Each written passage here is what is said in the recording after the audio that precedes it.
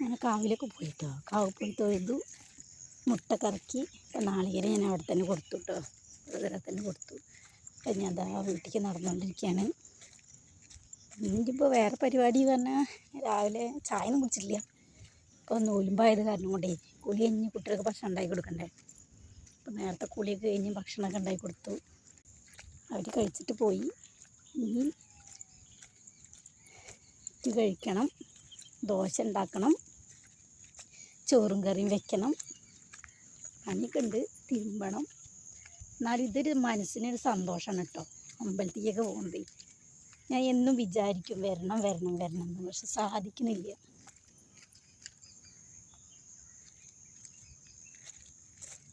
ഈ പണികളുടെ ഇടയിൽ കൂടെ ഒഴിവ് വേണ്ട വെച്ചിട്ട് ഇങ്ങനെ വലിച്ചു നീട്ടി നടക്കും. അപ്പം ഇന്ന് എന്തായാലും വേണ്ട വെച്ചിട്ട് ഞാൻ ഇന്നലെ വൈകുന്നേരം തന്നെ പ്ലാൻ ചെയ്തു.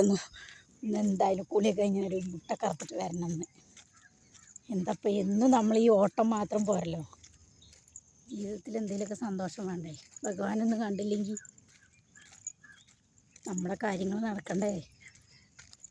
എവിടേക്കേ ഒരു തട്ടുമുട്ടുള്ള പോലെ. നമുക്കെന്നും കഷ്ടകാലങ്ങളും പ്രാരാബ്ദങ്ങളും ഇല്ല, തീർന്നോടെ ഉണ്ടാവില്ലല്ലോ. അപ്പം ഞാൻ കുന്നിൻ്റെ മുകളിൽ കൂടെ നടക്കുകയാണേ കേട്ടോ.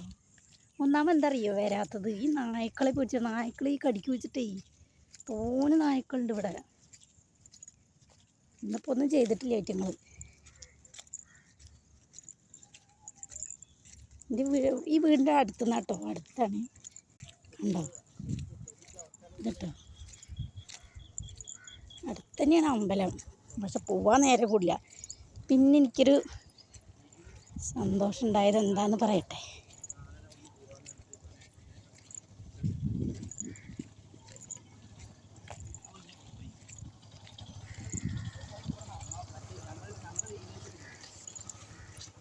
അമ്പലത്തിൽ തൊഴുകാൻ പോയപ്പോൾ പ്രതീക്ഷിക്കാത്ത സമയത്ത് ഭഗവാന്റെ തിരുമധുരം കിട്ടി. ഭയങ്കര സന്തോഷമായിട്ടോ. പ്രതീക്ഷിക്കാത്ത നേരത്ത് കുറച്ച് തിരുമധുരം കിട്ടി. അതൊരു വലിയ ഭാഗ്യം തന്നെയാണ് കേട്ടോ.